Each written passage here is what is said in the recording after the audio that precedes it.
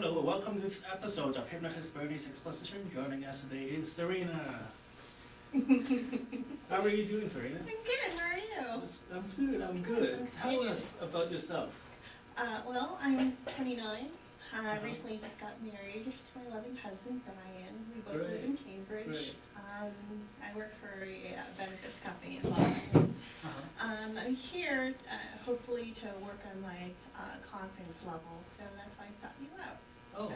great. Well, before we go into that, tell us more about yourself. Where are you from? I was originally born in Thailand, Great. but I'm Great full food. Cambodian. Okay. Thank you.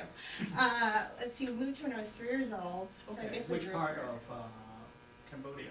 I don't know. I was born in a Okay. refugee camp Oh, in okay. Thailand. Oh, wow. So my Okay. folks came here when I was 3 years old. Okay. And they settled in Revere. So Okay. Do you have any memories of Thailand? not at all. Like I said, 3 years old. Have you been back? No, I have not. Okay. It's kind of hot there. It is kind of hot, yeah. It's nice and cool. Not a here. very tropical person, despite. Don't let this facade fool you. We have a great time. I know, thank you. I was approached once by Oh, yeah. a tanning rep asking me if I tanned professionally. I Oh, said wow. no, it's because I'm Asian. Oh So. wow. Was he disappointed? No, he was actually kind of concerned. I'm like, there's a whole, billion of us who look Yeah. exactly like this, so. Uh-oh. This is great. So, what have you been doing before you become a professional model? Well, right now I would still consider myself like amateur. Okay. So. You're a professional. Oh, you think so? Yeah. Thank you. Thank you. You're I on really, TV. I know. I literally just started about a month ago, I Okay. think. Okay. Yeah, it's because Great start. Yeah, I Great think start. so. I was planning a wedding up till September of 2009, Okay. and then we got married, and I needed a new hobby, so I started Oh, one. okay, great. What kinds of hobby were you in before this? Wedding planning. Okay. Wedding planning. Okay. No, but my Just for your own, or other people? for me, but Okay. my husband and I are avid All right, okay. foodies, so Okay. our big pastime together is exploring different types of foods in Cambridge and Oh, Boston. nice, and, nice. Yeah. Nice. So I think I'm the only foodie model that I know of. Oh, so great. hopefully there aren't that Yeah. many. There's a niche for me somewhere. If anybody's looking for a foodie model, right Hey, here. all right. What kind of food do you like? Really anything. I think our favorite is French, classic French. Okay. Our favorite restaurant in Boston is Les Folliers, so that's the type of caliber Okay. food that I really like. Nice, nice. Do you like escargots? I do not like escargot. Oh, okay. I mean, if it's bathed in butter sauce, sure, yeah. Okay. Not sushi. I love sushi. Okay. Oh my goodness. Like Cambridge is kind of like a hodgepodge for sushi. We love bluefin and whatnot. Oh, yeah, so that's my great. favorite place is Joseph. Oh, great, great. So, what would you like to work on today? Like I said, I just like to work on my confidence level. I'm just not one to really be able to stick up to for myself. I just want to find my inner voice and just like become a new person. I think the first thing is to start with my confidence level. So. Okay. Tell us what you mean by that. I really can't speak up for myself. I'm always Okay. afraid of failure, and I think like one of the problems are derived from the fact that I've always been like a straight A student, and Okay. parents never really pushed me, so I actually kind of had to push myself into a lot of things. So I've always been afraid of disappointing them, as you would know, because since you're Asian and all Asian folks, you know. Oh. So I think that's probably what it's derived from. And I think there's also an aspect of me being antisocial as well. That could be Okay. another reason. But Okay. yeah, I'm just trying to figure it out, but I just don't know why I can't speak up for myself. I'm not aggressive enough. I'm more like Okay. passive aggressive. I'd rather have things come towards me as opposed to me approaching it, like in every aspect, like whether it be work or like my social life or whatever. So. Could you give us an example or situation that you were in? Well, for example, I just actually had my work performance review on Friday, and a lot of things we spoke about was the fact that I'm confident in everyday life, that things that I'm comfortable with, I'm very confident and approachable, but Right. things that are in uncharted territory that I'm not too familiar with, I kind of shy away. I'm not as aggressive with it. I don't bring forth ideas with things that I'm not too familiar with. What would be an example of that? Put this more into an everyday life context. For instance, you know, if I were hailing a cab, Okay. say I'm in New York City, my husband and I are talking about going to New York City this year. If someone were behind me who are also hailing a cab, Okay. and for instance, I got it first and he would jump, the person who was behind me hailing the cab would jump in, I would not say anything about it. I would just step aside. I don't have that. It's part of the thing I'm trying to work on. I'm trying to work on that. I like I said, I am not, I let people walk all over me, and I kind of just sit back and kind of take it in. I brood. I don't speak to anyone about it. I don't like confrontation, so I kind of just hold it all in, and then it comes out in weird times, like during dinner. Oh, cool. We should have a camera. Exactly. Like one of the references that my husband and I speak about is I hate sharing desserts. Okay. And like I said, my husband and I are foodies. For about a good 4 years into our relationship, I would just sit there and watch him nitpick at my desserts, and I wouldn't say anything. But internally, I would just hate him. Okay. And wish he would die for picking out my desserts incorrectly, because I have my own way of eating desserts, you know. Okay. So for a good 4 years, I didn't tell him any of that. Until I think about 6 months before we got married, he found out the truth that I didn't like sharing desserts with him. I thought I should divulge that prior to getting married, so. And it usually does come out the worst possible situations, or it's different tangents and whatnot. We'd be talking about The Simpsons or something like that, and I just blurt out, "I hate sharing my desserts with you." What about in work situation? How is that problem manifesting itself? For instance, I work as a sales coordinator for a benefits company. Okay. My job is a system administrator for Salesforce.com. That's one Okay. aspect of my job, and it's a pretty independent role. But other facets of the job include being an administrative assistant, which is kind of like an ad hoc request. Okay. But I know I have to prioritize it.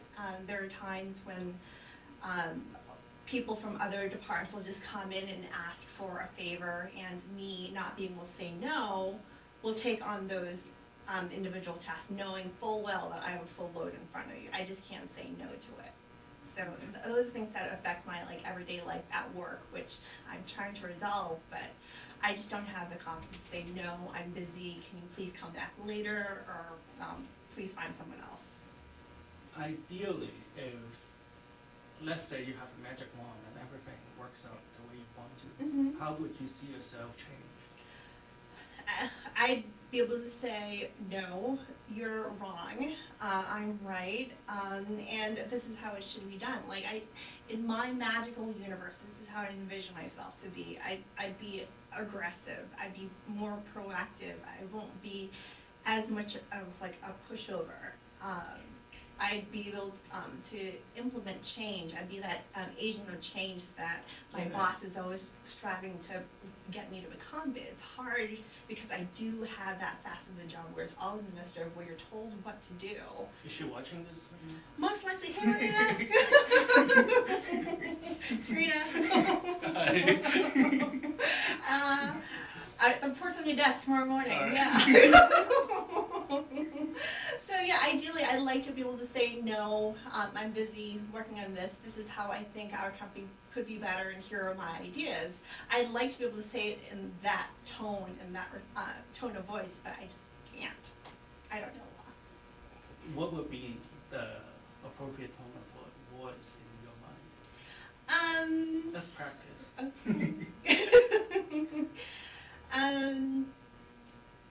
Okay, well, for instance, we're currently working on implementing a new system for our CRM, and it's a plugin for Salesforce.com. And I'd like to be able to be the one who does all their due diligence and the research and say, hey, we can utilize Hoovers or Linux or whatever. This will make it happen. This will make it better. This will make everyone's lives better. It'll alleviate the number of administrative responsibility that my sales reps have to do. That's how I'd approach it if like I had it my way.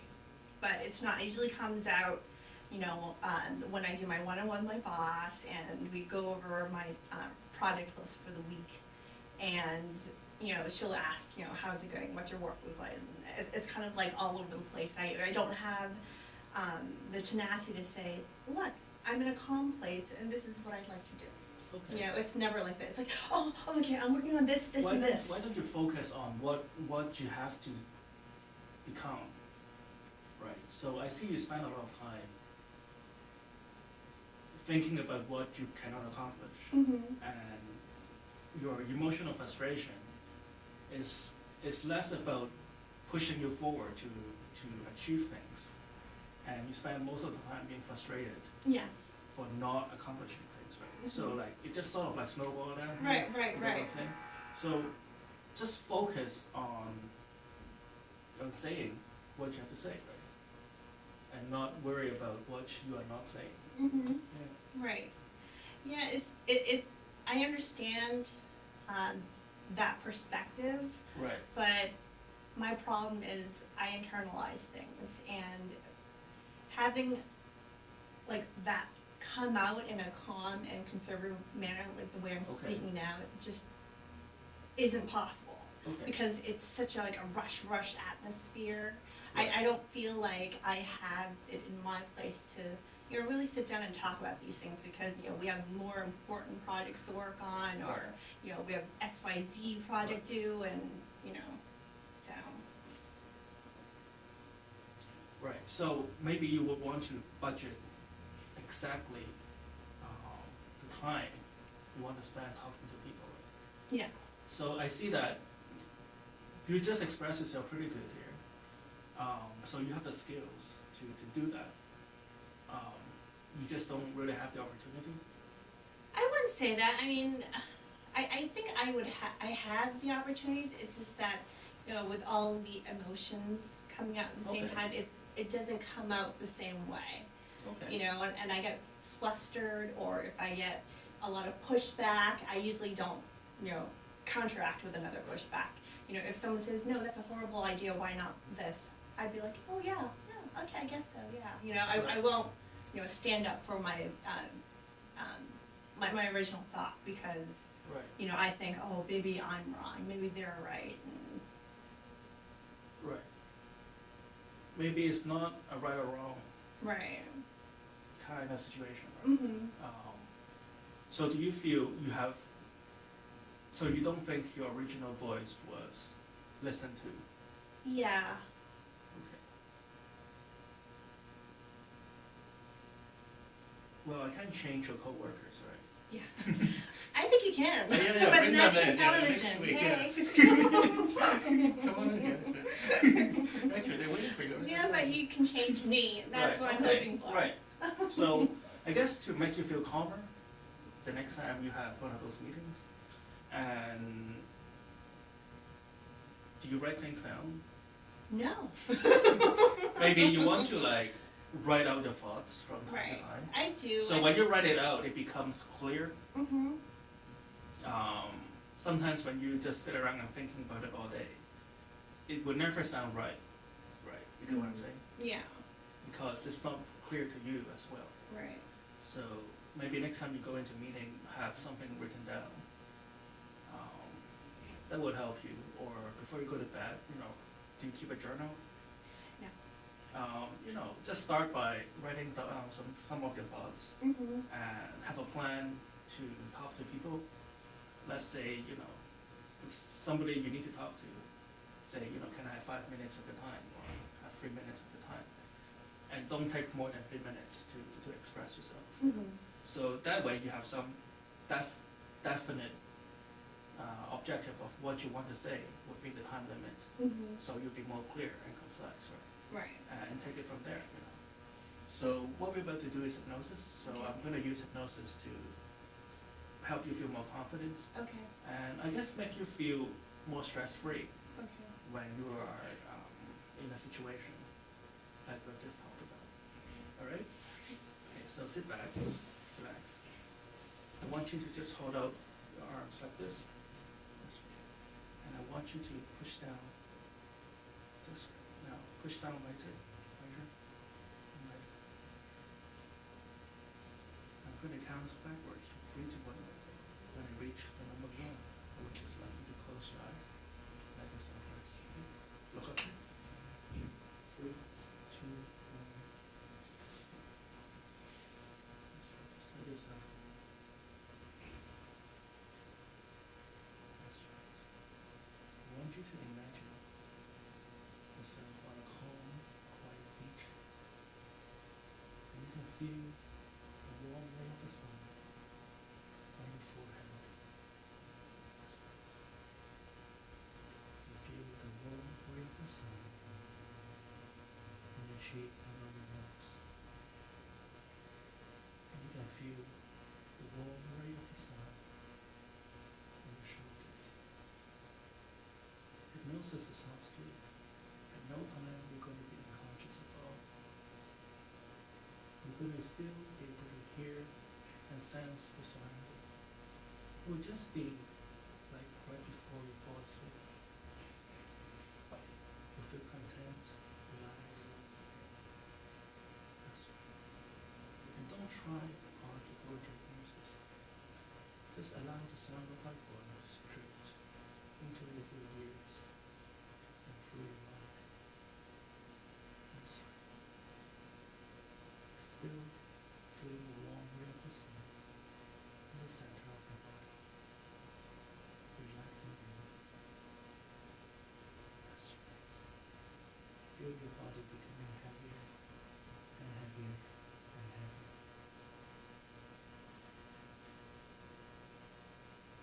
That's right. Feel the tip of your fingers becoming so heavy. Your arms becoming so loose and limp. As you sing 5, each number you hear, you sink deeper and deeper into the chair. 4, 3, 2, 1.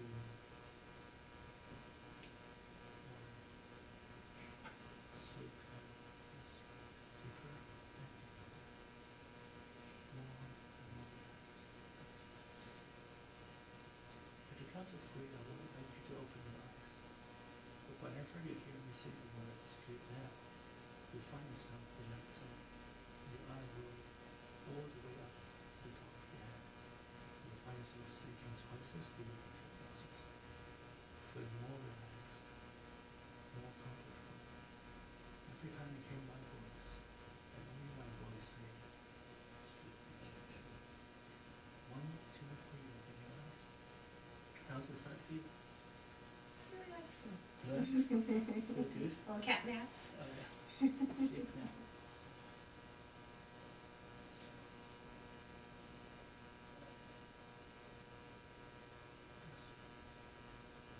One, two, three, relaxing. Look up. Sleep now.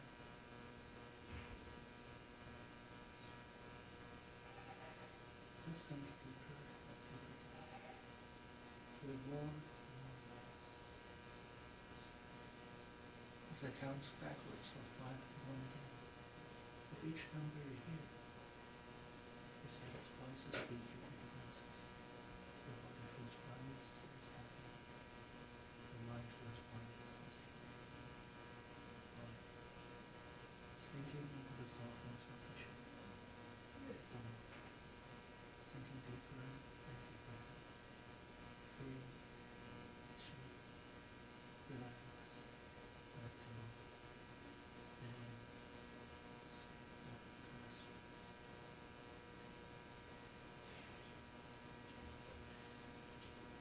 Sarina, you and I have talked about how in the past there are some pent-up emotions of your inability to speak up.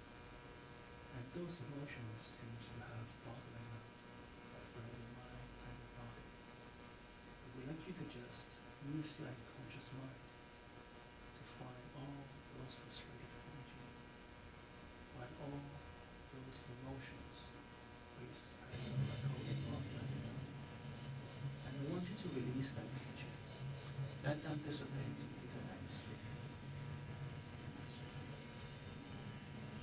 Find and release that energy in your shoulder. That's right. Find and release that energy from inside your body.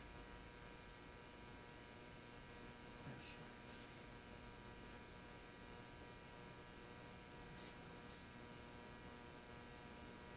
Find all those twists and knots that are holding on in your nerves and just release them right now. That's right. Find all those energy that you're holding on to in your cheek, on your nose, and on your lips, and in your mind. Just let go of that weight. Let it go and dissipate into the atmosphere right now. That's right. That's right. Getting lighter and lighter. Lighter and lighter. And feel all of this energy being dissipated, flowing away and away from the body. In fact, you feel your arm getting lighter and lighter and lighter. That's right. Just feel how light it is as you let go of that energy. Just feel your arm floating and floating and floating. That's right. Feel like there's a helium balloon attached to your fingers. That's right.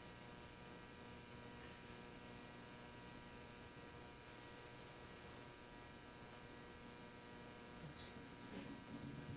And feel all those energy dissipate into the universe right now. Now I want you to find the you that you want to be.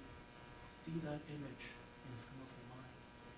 See that image in front of you right now. The image of you that is totally happy. The image of you that is totally confident. The image of you that is perfectly able to speak up for herself. The image of you that is so mentally strong and physically strong and able to communicate clearly and assertively to your peers and to your friends.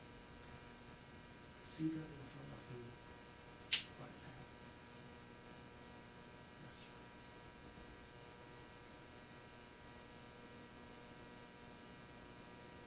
Now, I'm going to count from 1 to 3. When I reach number 3, you'll find the entire mind and body fully merged into this new you. This new you who is full of confidence, full of self-assurance, perfectly able to articulate your thoughts, perfectly able to communicate clearly. 1, 2, 3. Step into this new you right now. That's right.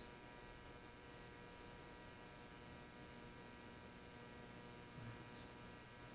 Now feel yourself bathing in this new energy. This new energy that is vibrating around you, around your mind and your body. This energy that is giving you new confidence in your life, new ideas. I'm going to count from 1 to 10. When I reach number 10, you'll be fully awake and back into this room. Just let your breath for the last 12 hours. Everything we talk about will come true to you. You'll feel amazing. 1, 2, 3, 4, 5, 6, 7, 8, 9. Take a deep breath in. And open it out. 10.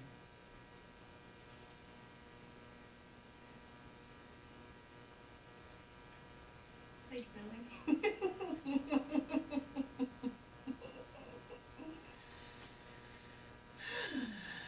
How does it feel? That's good. Feels good, Yeah, doesn't it? it does really feel refreshed, because I did see the knee. I think it can be. You know, This is great. walk up to my boss right now. Watch out. Well, come back in a few weeks and tell us how it went, all right? Thank you for coming. Thank you. This is Hypnotist Bernie's Exposition. Join us next week, Tuesday night, 7:30 on CCTV, Channel 9, Cambridge.